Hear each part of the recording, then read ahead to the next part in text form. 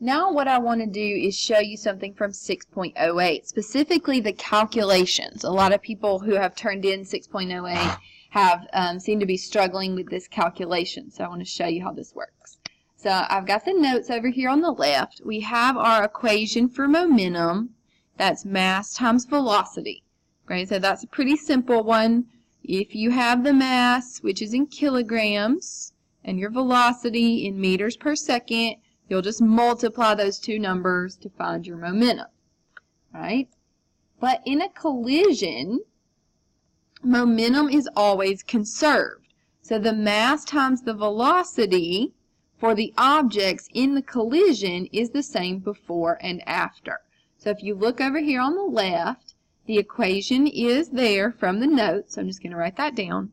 Mass 1 times velocity 1 plus mass 2, velocity 2, equals mass 1, velocity 1, plus mass 2, velocity 2. Over here on the left side, these values are for before the collision occurs, and these are for after. So the momentum total before should be equal to the momentum total after. All right, let's look at a practice problem now from the lesson and see how that works. So I'm going to scroll up to the try it, and I'm going to find a practice problem. All right, it says a green car with a mass, so I'm just going to make a little table here, green car, mass equals 3 kilograms.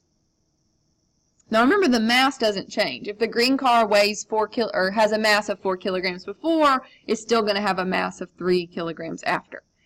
All right, it has a velocity of 5 meters per second.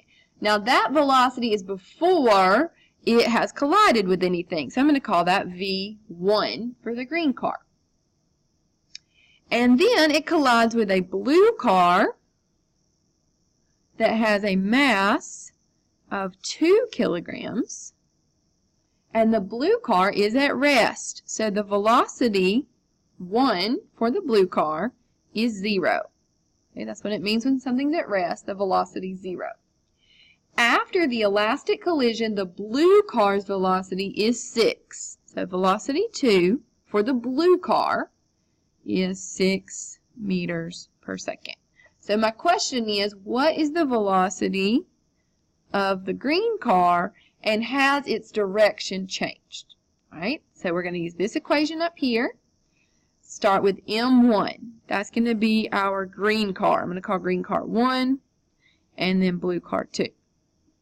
All right, so M1, mass 1 is 3 kilograms times 5 meters per second plus 2 kilograms for the blue car times 0 meters per second equals, I'm going to have to carry this down here, unfortunately, 3 kilograms still for the green car times X. I don't know how fast the green car is going. Plus 2 kilograms for the blue car times 6 meters per second. All right, so over on the left, these are my befores. Green car before, blue car before, green car after, blue car after. Okay, so here's the math. 3 times 5, that's 15 kilograms times meters per second, plus 2 times 0. So I can just leave that out, because 2 times 0 is 0.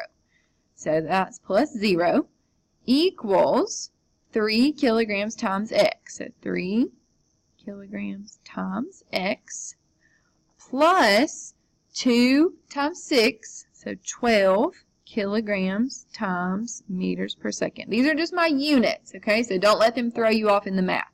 So I have 15 plus 0 equals 3x plus 12. Sorry, my computer froze here. Okay, there we go.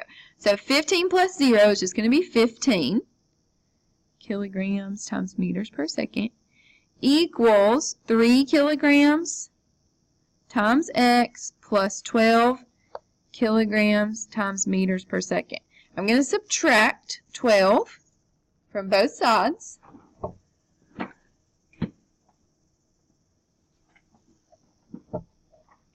And I'll just bring the units over with it.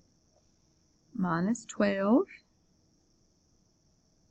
So that cancels. So I'm just doing algebra. I'm subtracting to move that over.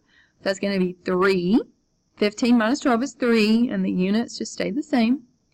Equals 3 kilograms times x. So I'm going to divide by 3 kilograms to find x. So that cancels. What's 3 divided by 3? 1, right? Kilograms cancel. 3 divided by 3 is 1 meter per second equals x. This is positive. 3 divided by 3, 15 minus 12 is positive 3. So positive 3 meters per second is the speed of the green car after the collision. Now, because that's positive, I know that the green car is still moving to the right, or in the positive direction. If your velocity turns out to be negative, that tells you that your car has changed direction.